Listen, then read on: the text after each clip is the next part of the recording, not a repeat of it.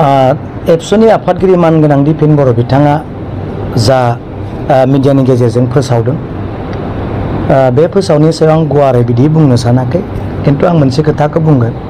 बिथाङा बिटिआर एकर्डनि दफाफोरखौ मावफुंनो थाखाय सोमावसारगोन होननानै बुंदों। नाथाय सोमावसारनायखौ जोङो मोनथिनो मोनदों। मानगोनां रुंसारि उपेन्द्रनाथ ब्रह्म बिथाङा, जायखौ जों बड'फा होननानै बुङो, बिथाङा मोनसे स्ल'गान होलांदों जे बड'लेण्ड मोनाब्ला जों जिराया।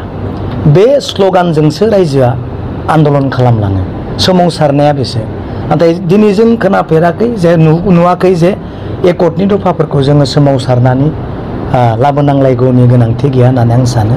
नाथाय दिनै रायजोआ जिहेथु बड'लेण्ड मोनाब्ला जों जिराया होननानै बे भाइस' जिथु कमिटमेन्ट बड'फा बिथांनि, बेखौ स्टेप बाय स्टेप लांजाबाय थानायखौ निस्सय बिनि आत्माया बुंदों, रायजोआ बुंदों, आरो दुलाराय बर' फरायसा आफादानो बिनि हेन्डेल हमग्राया बिथांमोनानो। नाथाय बिथांमोना मानिबा जाहोनाव राजनितिकजों हाबसोबथाबनानै थानायनि थाखायसो बड'फानि मावनांगौ जिथु एसे आद्रा आरो दंबावो, बियो थाबथानानै दङ। आं बेखौसो खावलायगोन, बै बिटिआर एकर्ड नङा, बिटिआर एकर्डनि गोजौआव आरो मा दं, बिनि थाखायसो सोमावसार। पार्सनेल हिसाबै आं बुंदों, खावलायदों, बिनि गोजौआव मा दं, बिटिआर एकर्डआव मा दं, बिटिआर एकर्डनिसै आरो गोजौआव मा दं, जायखौ जोङो बिफा होननानै मानियो, जायहा जोंनि स्पिरिट जोंखौ दैदेनबोदोंमोन, बिथांनि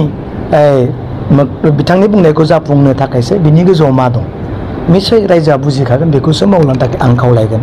आरो आं निमाहा बिदों, इलेक्सननि समाव जोंनि खुगाजों, जोंनि गोसोजों जों गोबां मानसिखौ राजनितिकआव देरहानो थाखाय सैथो असैथो जों दिनै सोरखौबा बुंफ्लांबाय, रायफ्लांबाय, बेफोर गासैबो